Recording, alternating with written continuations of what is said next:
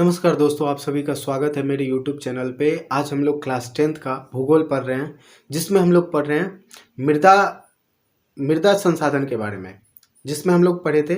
इससे पहले वाला जो वीडियोस है उसमें हम लोगों ने पढ़ा था कि मृदा का क्या इंपॉर्टेंस है, यानी कि मनुष्य के लाइफ में एक मृदा का क्या इंपॉर्टेंस है।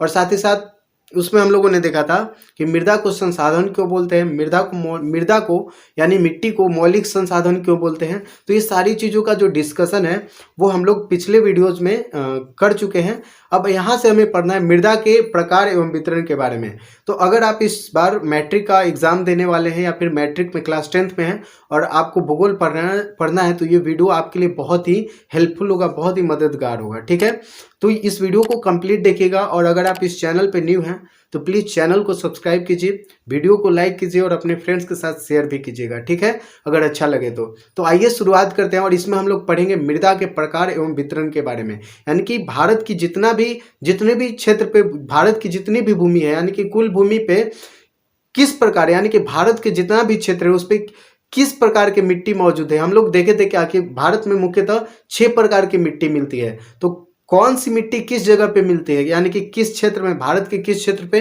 कौन सी मिट्टी मिलती है, और साथ ही साथ उसकी क्या क्वालिटी है उसको थोड़ा सा जानते हैं। ठीक है, आइए शुरुआत करते हैं। अब यहाँ पे हमें पढ़ना है तो क्या करा है कि भारत की उच्चावच, भू आकृति, जलवायु और वनस्पति में पर्याप्त विविधता पाई जाती है, जिसकी वजह से यहाँ पे 6 प्रमुख प्रकार की मृदाएं विकसित हुई है। ठीक है, तो भारत में कितने प्रकार के, मुख्यतः कितने प्रकार की मिट्टी मौजूद है? 6 प्रकार के। और 6 प्रकार के कौन कौन से हैं उनको थोड़ा जानते हैं, और वो किस किस क्षेत्र पे मौजूद है वो भी थोड़ा जान लेते हैं। ठीक है, तो आइए शुरुआत करते हैं। तो पहला हमें पढ़ना है जलोढ़ मृदा के बारे में। किसके बारे में पढ़ना है? जलोढ़ मिट्टी के बारे में। अब ये जलोढ़ मिट्टी भारत के किस क्षेत्र पे है उसको थोड़ा सा देख लेते हैं। तो पहला हो गया जलोढ़ मिट्टी। उसके बाद क्या पढ़ना है? काली मिट्टी के बारे में पढ़ना है। ठीक है, उसके बाद हमें पढ़ना है लाल एवं पीली मिट्टी के बारे में। उसके बाद हमें क्या पढ़ना है? लेटेराइट मिट्टी के बारे में पढ़ेंगे, चौथा। और पांचवा जो है वो क्या है? मरुस्थलीय मृदा। और छठा जो है वो पर्वतीय मृदा है। ठीक है, तो इन 6 टाइप के मृदा के बारे में पढ़ेंगे, और ये किस किस क्षेत्र में है उसको थोड़ा सा देख लेते हैं। तो यहाँ पे भारत का मैप दिया हुआ है। ठीक है, और इसमें हमें अभी क्या पढ़ना है? जलोढ़ मिट्टी के बारे में पढ़ रहे हैं। तो जलोढ़ मिट्टी भारत के किस क्षेत्र पे मिलता है तो उसको थोड़ा सा देख लेते हैं। तो यहाँ पे आप देख सकते हैं कि जलोढ़ मिट्टी इस कलर में है, यानी कि यहाँ पे जो कलर आप देख रहे हैं इस कलर में क्या है, यानी कि ये वाला जो हिस्सा है भारत का, ये वाला जो क्षेत्र है, यहाँ पे कौन सी मिट्टी मिलती है? तो इस वाले क्षेत्र पे क्या मिलती है? जलोढ़ मिट्टी मिलती है। यानी कि ये जो जितना भी कलर, फुल हल्का जो ग्रीन कलर का जो एरिया देख रहे हैं उस क्षेत्र में क्या मिलता है? जलोढ़ मिट्टी मिलता है। तो अगर राज्य की बात करें कि भारत के किस किस राज्य में जलोढ़ मिट्टी प्रचुर मात्रा में मिलती है, तो यहाँ पे आप देख सकते हैं कि ये क्या हो गया? बिहार हो गया, पश्चिम बंगाल हो गया, उत्तर प्रदेश हो गया, दिल्ली वाला कुछ हिस्सा है, और साथ ही साथ ये कहाँ पे है? पंजाब वाला, यानी कि पंजाब वाला, हरियाणा वाला ये जो क्षेत्र है, इस राजस्थान का कुछ क्षेत्र है इधर वाला, यानी कि उत्तरी हिस्सा जो है राजस्थान का, वो सब क्या है?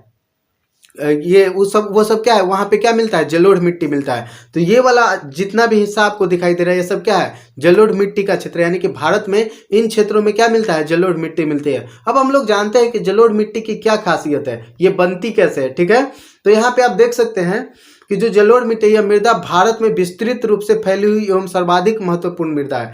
यानी कि जितनी भी मिट्टी है उनमें सबसे महत्वपूर्ण जो मृदा है वो कौन सी मृदा है? तो जलोढ़ मृदा है। ठीक है, जलोढ़ मिट्टी है। अब क्या करें कि उत्तर भारत का मैदान पूर्णतः जलोढ़ निर्मित है, यानी कि उत्तर भारत का जो मैदानी क्षेत्र है वो सब मुख्यतः किस चीज से निर्मित है? तो जलोढ़ मिट्टी से निर्मित है, जो हिमालय की 3 महत्वपूर्ण नदी प्रणालियों सिंधु, गंगा और ब्रह्मपुत्र द्वारा लाए गए जलोढ़ के निक्षेप से बना हुआ है। अब ये जलोढ़ के निक्षेप कहने का मतलब क्या हुआ? हम लोग देखते हैं कि भारत का जो उत्तरी हिस्सा है उससे क्या निकलती है कि 3 नदियां निकलती हैं, 3 नदी क्षेत्र निकलता है।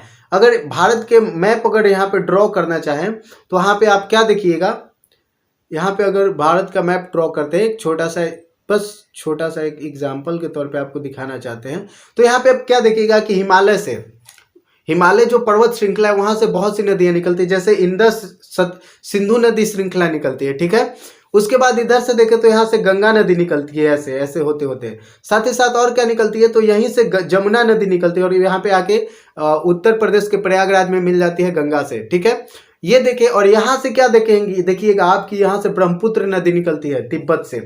तो ये जो क्षेत्र है, ये जितनी भी नदियां तो अपने साथ क्या लेकर के आती है, पहाड़ों से जो जितने भी उसके अवक्षेप है, यानी कि जो जितने भी टुकड़े हैं, उन सभी को ला करके, जितने भी उपजाऊ जो चीजें हैं वो सारी चीजों को ला करके यहाँ पे लगा देती है और बाढ़ आता है।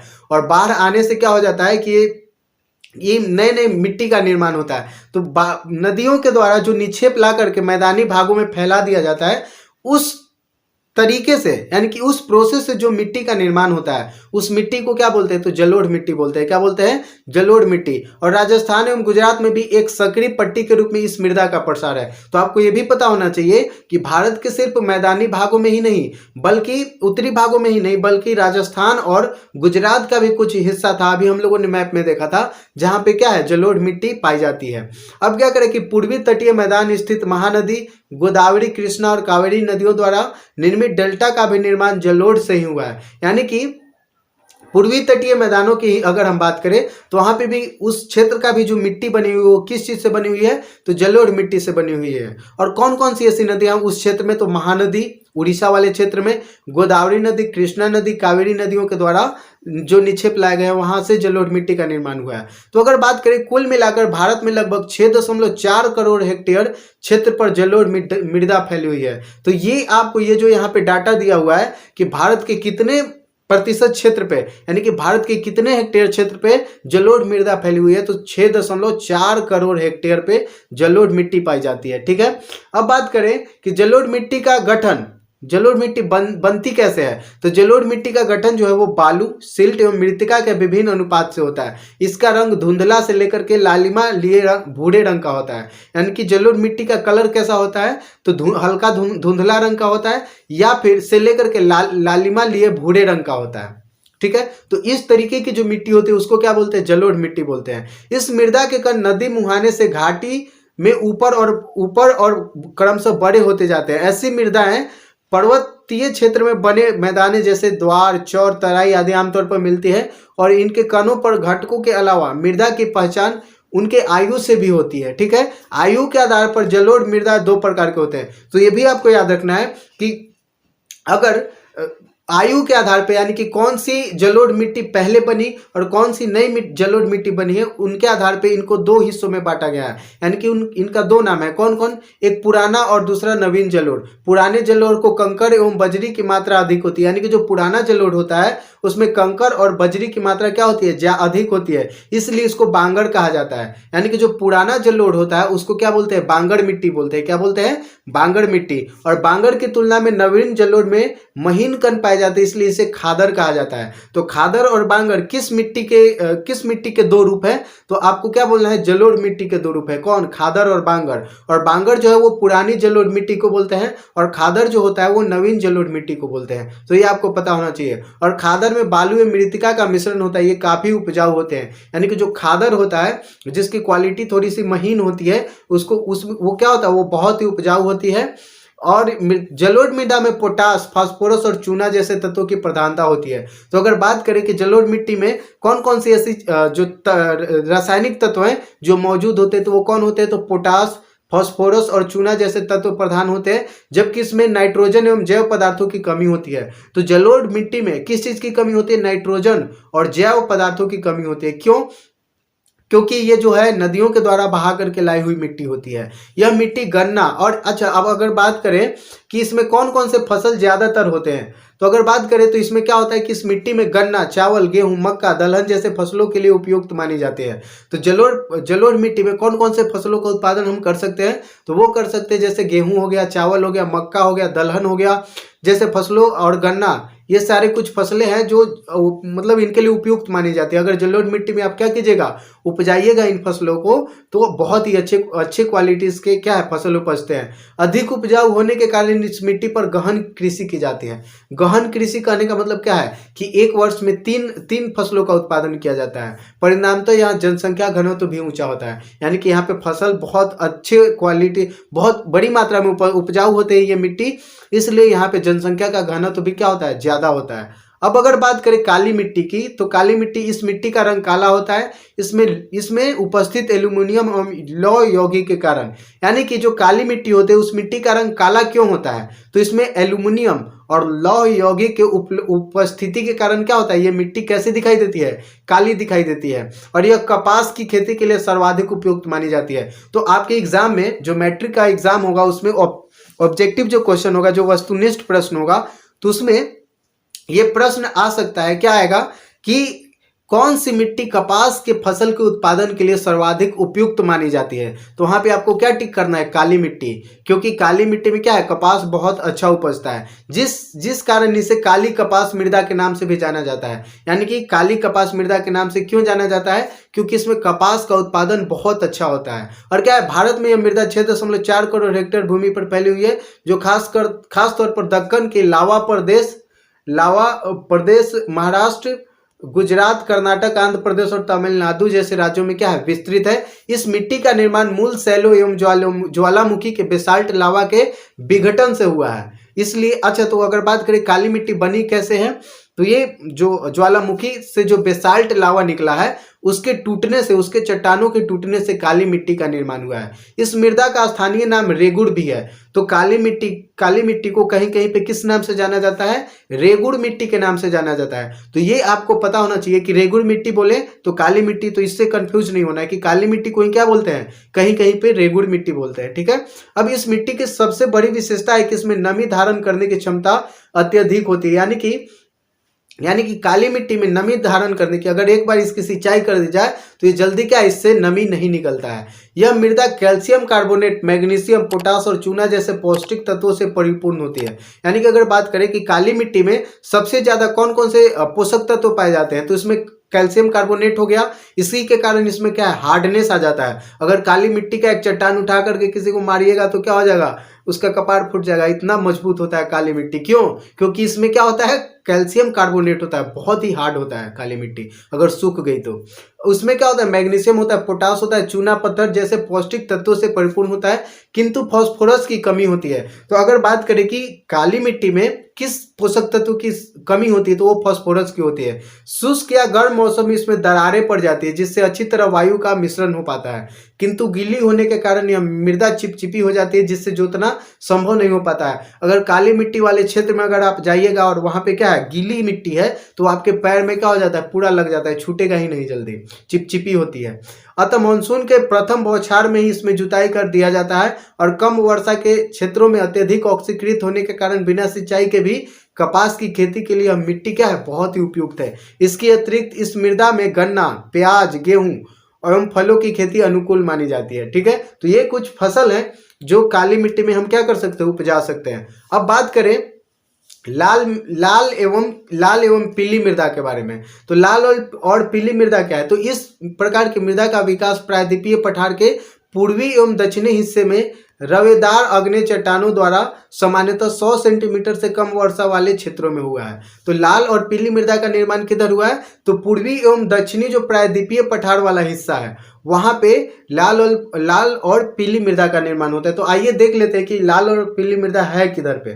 तो यहाँ पे आप देख सकते हैं कि पहले तो देख ले काली मिट्टी के बारे में हम लोगों ने पढ़ा था। तो ये कलर है काली मिट्टी का, यानी कि ये वाला जो हिस्सा है, ये दक्कन वाला क्षेत्र और महाराष्ट्र और गुजरात वाला कुछ क्षेत्र है कर्नाटक का, इस हिस्से पे क्या है, काली मिट्टी अधिकतर पाई जाती है। तो ज्यादातर काली मिट्टी कहाँ पाई जाती है, महाराष्ट्र, कर्नाटक, गुजरात वाला जो हिस्सा है, मध्य प्रदेश का कुछ हिस्सा है, आंध्र प्रदेश का कुछ हिस्सा है, इस हिस्से में क्या मिलती है, काली मिट्टी मिलती है, ठीक है। तो हमने देख लिया कि काली मिट्टी का क्षेत्र कौन सा। अब बात करते हैं कि लाल या पीली मिट्टी। तो लाल और पीली मिट्टी यहाँ पे आप देख सकते हैं, ये वाला जो पार्ट है वो सब क्या है, लाल और पीली मिट्टी का है, ठीक है। इन क्षेत्रों में आपको किस तरीके की मिट्टी दिखाई देंगी, तो लाल और पीली मिट्टी दिखाई देती है। आगे बात करें इसकी क्या खासियत है, तो क्या करा है कि इस प्रकार की जो मिट्टी का प्रायद्वीपीय पठार में क्या है कि हिस्से में रवेदार आग्नेय चट्टानों द्वारा सामान्यतः 100 सेंटीमीटर से कम वर्षा वाले क्षेत्रों में हुआ है। इस मृदा में लौहांश की मात्रा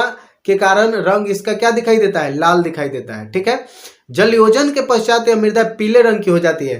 यानी कि अगर सूखी मिट्टी, ये जो मिट्टी है अगर सूखी हुई अवस्था में तो कैसे दिखाई देगी, लाल दिखाई देगी। लेकिन यही अगर इसमें पानी से सिंचाई कर दिया जाए तो ये कैसे दिखाई देने लगती है, पीली दिखाई देने लगती है, यानी कि कलर भी बदलती है। वाह। अब बात करें कि मूल रूप से यह ग्रेनाइट नीस जैसे रवादार अग्नि चट्टानों के विघटित एवं रूपांतरित होने से बने हैं।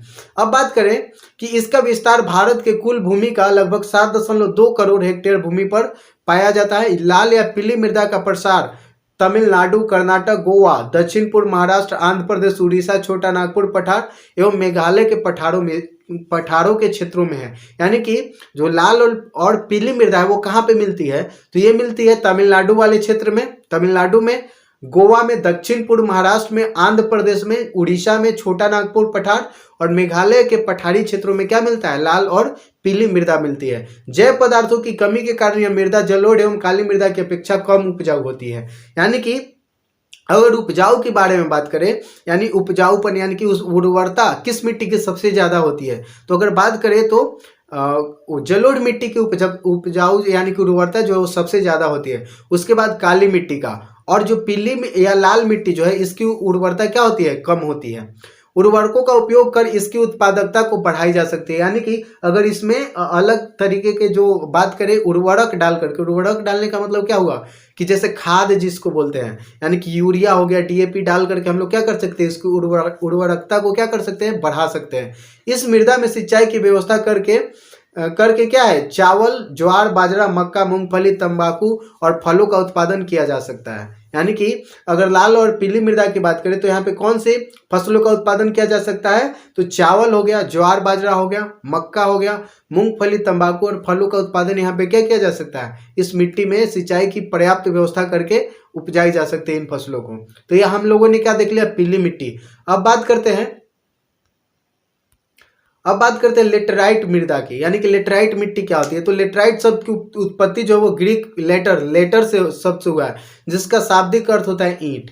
यानी कि लेटराइट, तो लेटराइट जो है ना ये ग्रीक शब्द लेटर से हुआ है। यानी कि जो लेटराइट शब्द है ये ग्रीक वर्ड लेटर से हुआ है, जिसका उस ग्रीक में क्या मतलब होता है, ईंट।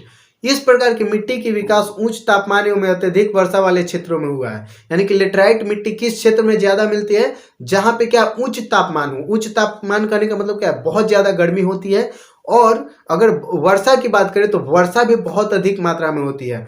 भारत में इस मृदा का विस्तार 1.3 करोड़ हेक्टेयर से भी अधिक भूभाग पर है। ऋतुवत भारी वर्षा से ऊंचे सपाट अपर्दित सतहों पर यह मृदा पाई जाती है, और यह मृदा तीव्र निक्षालन का परिणाम है। इसमें ह्यूमस की मात्रा नगण्य होती है। अब सोच करके देखो कि वैसे क्षेत्र में जहाँ पे बहुत अधिक गर्मी होती है और बहुत अधिक वर्षा होती है, तो वैसा क्षेत्र कहाँ पे होगा, जो इक्वेटर के पास से होकर के गुजर रहा होगा। यानी कि जो विषुवत रेखा के आसपास वाला जो क्षेत्र होगा, जहाँ पे क्या होता है, गर्मी भी बहुत अधिक होती है और साथ ही साथ वर्षा भी वहाँ पे हमेशा होते रहता है। तो उस क्षेत्र में ये जो मिट्टी है वो पाई जाती है, और इसमें ह्यूमस की मात्रा बहुत कम होती है। ह्यूमस करने का मतलब क्या है कि जो ह्यूमस जो होता है वो मिट्टी को मजबूत बनाता है फसलों के उत्पादन करने के लिए। तो ह्यूमस मतलब क्या है कि जो भी पेड़ पौधे के पत्तियां टूट करके सड़ जाती है, जीव जंतु सड़ जाते हैं, उससे क्या बनता है, ह्यूमस बनता है। तो सोच करके देखिए कि अगर यहाँ पे तापमान अधिक है और बारिश बहुत ज़्यादा होती है तो ये सारे के सारे ह्यूमस बह करके चले जाएंगे। तो ये जो लेटराइट मिट्टी होता है इसमें ह्यूमस की कमी होती है। क्यों कमी होती है, क्योंकि यहाँ पे वर्षा बहुत अधिक मात्रा में होती है। ठीक है, तो इस तरीके की जो मिट्टी होती है उनको क्या बोलते हैं, लेटराइट मिट्टी बोलते हैं। और क्या करा है कि अत्यधिक तापमान के कारण जैविक पदार्थों का अपघटित करने वाले बैक्टीरिया जो होते हैं वो क्या हो जाते हैं, नष्ट हो जाते हैं। अपक्षय के कारण लेटराइट मिट्टी कठोर हो जाती है, और एल्युमिनियम और लोहे के ऑक्साइड के कारण इसका रंग लाल होता है। यानी कि जो लेटराइट मिट्टी भी होता है इसका कलर कैसा होता है, लाल होता है। इस प्रकार की मिट्टियों में रासायनिक खाद एवं अन्य उर्वरकों का प्रयोग कर उत्पादन किया जा सकता है। यानी कि अगर लेटराइट मिट्टी वाले क्षेत्रों में हमें कृषि करना है तो हम लोग क्या कर सकते हैं कि अन्य रासायनिक खाद और अन्य उर्वरकों का प्रयोग करके फसलों का उत्पादन कर सकते हैं। और ये जो लेटराइट मिट्टी है वो किस क्षेत्र में अधिक मिलता है, तो वो हो गया केरल। कर्नाटक, तमिलनाडु, मध्य प्रदेश, उड़ीसा तथा असम की पहाड़ियों में लेटराइट मिट्टी का जो है वो विस्तार मिलता है। कर्नाटक, केरल और तमिलनाडु जैसे राज्यों में मृदा संरक्षण तकनीक के सहारे चाय एवं कहवा का उत्पादन किया जाता है। तो चाय और कहवा का उत्पादन किस मिट्टी पे होता है? तो लेटराइट मिट्टी पे होता है। तो ये आपको पता होना चाहिए। और क्या करें यहाँ पे कि तमिलनाडु, आंध्र प्रदेश और केरल में इस मृदा में काजू की खेती उपयुक्त मानी जाती है। तो काजू की खेती के लिए कौन सी मिट्टी फेमस है? तो लेटराइट मिट्टी फेमस है। और कहाँ पे? तो तमिलनाडु और आंध्र प्रदेश और केरल जैसे राज्यों में काजू की खेती होती है। किस मिट्टी पे होती है? तो लेटराइट मिट्टी पे होती है। तो ये आपको पता होना चाहिए, आपको याद होना चाहिए, ठीक है। तो आपको करना क्या है कि जितनी भी मिट्टी है वो भारत के किस क्षेत्र में मिलते हैं वो आपको भारत का एक डायग्राम बना लेना है। और यहाँ पे नीचे जो बुक में डायग्राम दिया हुआ है भारत का कि किस क्षेत्र में कौन सी मिट्टी मिलती है, उसको हर एक मिट्टी के सामने बना लेना है कि किस क्षेत्र में ये मिट्टी मिलती है। अगर इस तरीके से आप एग्जाम में आंसर देते हैं तो आपका नंबर बहुत ही अच्छा मिलेगा, ठीक है।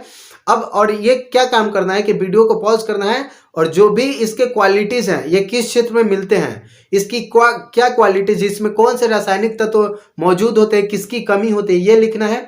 उसके बाद ये लिखना है कि इसमें कौन से फसलों का उत्पादन होता है और किस क्षेत्र में होता है, ये आपको लिख लेना है, ठीक है। ऐसे करके नोट्स बनाते चलना है। इस वीडियो को अगर आप देख रहे हैं तो प्लीज नोट्स साथ में साथ बनाते चलिए, ठीक है। इससे क्या होगा कि आपको याद करने में, जब एग्जाम्स आएंगे तो उसमें उस समय याद करने में बहुत ही आसानी होगी। अगर बात करें मरुस्थलीय मृदा की, तो ये कहाँ पे मिलती है? तो इस प्रकार की मिट्टी लंबी शुष्क ऋतु, अल्प वर्षा, ह्यूमस रहित पलुई मिट्टी वाले क्षेत्रों में विकसित होती है। यानी कि ये जो, अगर बात करें मरुस्थलीय मृदा की, तो ये कहाँ पे विकसित होता है? तो ये उस क्षेत्र में विकसित होता है जहाँ पे शुष्क, लंबी शुष्क ऋतु होती है। लंबी शुष्क ऋतु कहने का मतलब क्या हुआ कि जहाँ पे मतलब गर्मी बहुत ज़्यादा होता है और साथ ही साथ बारिश बहुत कम होता है, और अल्प वर्षा होती है। यानी कि अल्प वर्षा करने का मतलब कभी वर्षा हुई या नहीं हुई, कभी हुई तो हुई, नहीं तो बहुत समय तक वर्षा नहीं होती है। और ह्यूमस रहित होती है, यानी कि इसमें ह्यूमस नहीं होता है। ह्यूमस कहने का मतलब क्या हुआ? अभी हमने बताया कि जितने भी जीव जंतु, पेड़ पौधे, जीव जंतु मर जाते हैं या फिर पेड़ पौधे की पत्तियां टूट करके जो मिट्टी में सड़ने लगती है, तो कुछ बैक्टीरिया होते हैं जो इन सभी को सड़ा देते हैं, और सड़ा करके जो इस तरीके से जो पदार्थ बनता है, जो मिट्टी बनता है, उसको क्या बोलते हैं? ह्यूमस बोलते हैं। क्या बोलते हैं? ह्यूमस। और ये बहुत ही उपजाऊ होता है। तो ये जो मरुस्थलीय मृदा होती है, यहाँ पे ह्यूमस की कमी होती है। इस मृदा में सन स्तरों का विकास काफी कम पाया जाता है और रासायनिक अपचय अत्यंत सीमित होता है। और क्या करें कि इस मृदा का रंग लाल या हल्का भूरा होता है। यानी कि जो यहाँ पे आप देख सकते हैं कि जो मरुस्थलीय मृदा होता है, इसका रंग कैसा होता है? लाल या फिर हल्का भूरा होता है। और क्या करें कि इस प्रकार की मृदा पश्चिम राजस्थान, सौराष्ट्र, कच्छ, पश्चिमी हरियाणा और दक्षिण पंजाब में पाई जाती है। इसमें वनस्पति और उर्वरक खनिज का अभाव पाया जाता है, किंतु सिंचाई की व्यवस्था कर कपास, चावल, गेहूं का भी उत्पादन किया जा सकता है। तो हम लोग जो मरुस्थलीय मृदा है उसमें भी क्या कर सकते हैं? फसलों का उत्पादन कर सकते हैं, लेकिन सिंचाई की प्रॉपर व्यवस्था होनी चाहिए। अगर सिंचाई की व्यवस्था नहीं है तो वहां पे फसल उपजाने में क्या होगा? कठिनाई होगी। अब बात करते हैं जो छठा, जो अंतिम प्रकार का मृदा है वो कौन सी है? तो वो है पर्वतीय मृदा। अब ये पर्वतीय मृदा क्या होती है कि इस प्रकार की जो मृदा होती है वो प्रायः कहाँ पे मिलती है? पर्वतीय और पहाड़ी क्षेत्रों में देखने को मिलती है, और जहाँ पे पर्याप्त वर्षा वन पाए जाते हैं। यह मृदा जटिल एवं विविधता वाली होती है। यह नदी घाटियों में जलोढ़ मृदा एवं ऊंचे भागों में मोटे कणों वाली अपरिपक्व मृदा के रूप में पाई जाती है। यानी कि अगर बात करें तो नदी घाटी में जलोढ़, हम लोगों ने देखा कि जलोढ़ मिट्टी का निर्माण कैसे होता है। तो नदी घाटी में नदियों के द्वारा जो मिट्टियां बहा करके लाई जाती है और मैदानी हिस्सों में फैला दी जाती है, तो इस प्रकार से जो मिट्टी निर्मित होती है उस मिट्टी को क्या बोलते हैं? जलोढ़ मिट्टी बोलते हैं। और जो नदी घाटी जो है, पहाड़ों में भी जो नदी घाटी है, यानी कि नदियां उस पहाड़ों से जो गुजरती है तो वहां पे कुछ मिट्टी ला करके लगा दिए जाते हैं, तो वो जलोढ़ मिट्टी हो गया। और साथ ही साथ पहाड़ों पे कुछ अपरिपक्व जो निर्मित मृदा होती है, तो ये दो तरीके की मिट्टी कहाँ पे मिलती है? पर्वतीय क्षेत्रों पे मिलती है। और क्या करेंगे? पर्वतीय भागों में प्रायः जो है वो भू आकृति वनस्पति एवं जलवायु दशाओं में पर्याप्त जटिलता एवं विविधता के कारण यहाँ एक प्रकार के मृदा के बड़े बड़े क्षेत्र नहीं मिलते हैं। यानी कि आपको ये नहीं देखने को मिलेगा। अगर बात करें भारत के मैदानी हिस्सों में, तो वहाँ पे आपको देखने को मिलेगा कि जो नदी प्रवाह वाला जो क्षेत्र है वहाँ पे जलोढ़ मिट्टी आपको मिल रहा है। काली मिट्टी एक क्षेत्र पे मिल रहा है, एक बहुत बड़े क्षेत्र पे, आप उसका एक पैटर्न देखिएगा। लेकिन पर्वतीय क्षेत्रों में ऐसा नहीं होता है, कहीं पे आपको जलोढ़ मिट्टी देखने को मिलेगा तो कहीं मोटे मोटे कंकड़ों वाले मिट्टी आपको देखने को मिलेंगे। यानी कि उनका एक सीमित पैटर्न नहीं होता है, एक सेम पैटर्न नहीं होता है कि सभी जगह एक ही टाइप के मिट्टी मिलते हैं, ये आपको देखने को मिलते हैं। साथ ही साथ हिमाच्छादित क्षेत्रों में इन मृदाओं का अपर्दन होता है और ये अम्लीय और ह्यूमस रहित हो जाते हैं। नदी घाटी के निम्नवर्ती क्षेत्रों में विशेषकर नदी सोपानों और जलोढ़ पंखों में ये मृदा उपजाऊ होती है। यानी कि मान लीजिए एक नदी ऐसे ऐसे आ रही है और घूम गई यहाँ से, तो इस वाले जो क्षेत्र पे मिट्टी आकर के लग गई, तो इस पर यहाँ पे जो मिट्टी निर्मित होती है वो क्या होती है, बहुत ही उपजाऊ होती है। और यहाँ ढलानों पर फलों के बागान, नदी घाटी में चावल आलू का लगभग सभी क्षेत्रों में उत्पादन किया जाता है। ठीक है, तो यहाँ पे अगर बात करें पर्वतीय क्षेत्रों में तो किस फसल का उत्पादन होता है, तो यहाँ पे फलों का उत्पादन होता है। जैसे जम्मू कश्मीर में क्या होता है, फलों का उत्पादन बहुत अधिक होता है। हिमाचल प्रदेश, उत्तराखंड, इन क्षेत्रों में क्या होता है, फलों का उत्पादन बहुत अधिक मात्रा में होता है। साथ ही साथ चावल और आलू का भी यहाँ पे क्या है, उत्पादन होता है। उपरोक्त सभी मृदा के वितरण का मानचित्र 1 में आप देख सकते हैं। यानी कि यहाँ पे आप क्या कर सकते हैं, देख सकते हैं, ये पर्वतीय मृदा है, ये जलोढ़ मिट्टी हो गया, और ये क्या है, लेटेराइट, ये जो मिट्टी है वो काली मिट्टी हो गई। और अगर बात करें लेटेराइट मिट्टी की तो यहाँ पे आपको दिखाई देगा लेटेराइट मिट्टी, ये वाला जो क्षेत्र है, ये वाला जो क्षेत्र है, ये यहाँ पे क्या आपको देखने को मिलेगा, तो ये जो क्षेत्र है ये सब लेटेराइट मिट्टी का है। ठीक है, ये लेटेराइट मिट्टी वाला क्षेत्र है। अब अगर बात करें शुष्क मृदा का, यानी कि मरुस्थलीय मृदा का, तो ये वाला क्षेत्र जो है भारत का, यहाँ पे कौन सी मिट्टी पाई जाती है, तो मरुस्थलीय मिट्टी पाई जाती है। तो ये जो आपको डायग्राम यहाँ पे दिखाई दे रहा है, जो मानचित्र यहाँ पे दिखाई दे रहा है, इसको अपने कॉपी में जो पेंसिल होता है, कलर वाला पेंसिल होता है, उससे आपको ये डायग्राम बना लेना है, जिससे अगर आपके एग्जाम्स में क्वेश्चंस आते हैं और ये डायग्राम के साथ आप अगर आंसर देते हैं तो आपका फुल मार्क्स मिलने का चांस रहता है। ठीक है, तो ये आप याद रखिएगा। आगे बात करें भूमि उपयोग का बदलता स्वरूप। ठीक है, और इसमें हम लोग देखेंगे कि भूमि का उपयोग कैसे हो रहा है। तो ये जो पार्ट है ना, वो हम लोग नेक्स्ट वीडियो में देखेंगे, भूमि उपयोग का बदलता स्वरूप। इस वीडियो में इतना ही रहने देते हैं, और ये वीडियोस कैसे लग रहे हैं ये आप कमेंट बॉक्स में कमेंट करके जरूर बताइएगा। ठीक है, तो मिलते हैं नेक्स्ट वीडियो में, तब तक के लिए धन्यवाद।